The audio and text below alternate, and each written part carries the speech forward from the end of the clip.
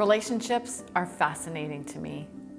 They're defined as a state of being connected, but what really creates that connection? And more importantly, what breaks it? At the core of all great companies are good relationships. What I do is help teach people how to play nice in the sandbox, and when they don't, I help them fix broken relationships. I've helped tens of thousands of people learn to play nice in the sandbox. And trust me, playing nice doesn't always mean being nice. One of the bravest moves I've ever made was deciding to resolve a long-standing conflict with my spouse of 16 years. With no connection or communication, our emotionless bond went against everything that my soul and my career stood for. And we had 2 teenage kids watching. So me, the relationship guru, threw in her towel and broke the sacred bond. I didn't do it out of malice or anger. I did it to create something healthier for myself and a better example for my children. I craved so deeply a functional family that with high hopes, I walked. It was time that I stood up for myself, that I pushed through, that I found my inner peace. Like any divorcee, I expected the rumors, especially in a small town. And I had a feeling that friends and family would take sides. But what hurt me most was my own son breaking ties with me. I broke my 15-year-old's heart.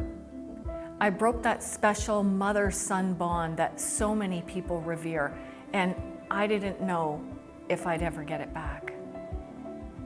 When life throws you into those clearly defining moments, your mind can go into some pretty dark places.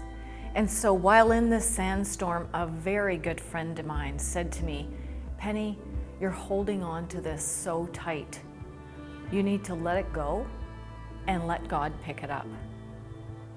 Holy shift.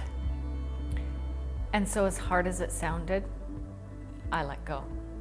I let go of the need to have my boy in my life.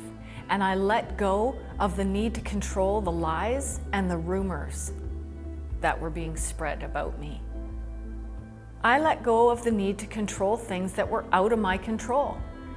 I did my inner work to figure out what was mine and what was not. And I held on to my faith and intention for a new and better relationship. There are no manuals on how to deal with the emotions that you go through in conflict. The feeling of being left out or alienated, the desire to want to reach in and change things. This holy shift, this devastating decision had to be made in order for relationships to grow healthy again.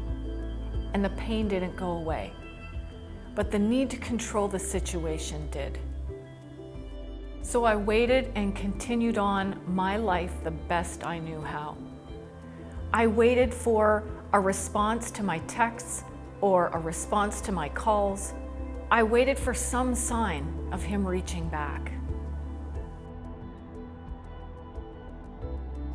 Almost 3 years later, it was Christmas and the doorbell rang. The tree was decorated and the stockings were stuffed. And I'll never forget the feeling of being whole when he walked through the door to join my daughter and I for the first time in what seemed like a lifetime. Communication is an art, not a science, and its results can't be predicted. Through this experience, I had to unpack my own suitcase of insecurities that was getting entangled with other people. I had to put what I knew and learned about conflict for the last 20 years to the test. It became very apparent to me that this conflict resolution was so much of an inside job that I had to do. Business relationships are no different. It's time that we learn to play nice in the sandbox and learn what that really means. And rather than taking a stance when we're in conflict, that we learn to dance our way through it and co-create a culture that is very supportive and very engaging and very inclusive and helps us build profitable and peaceful and productive relationships.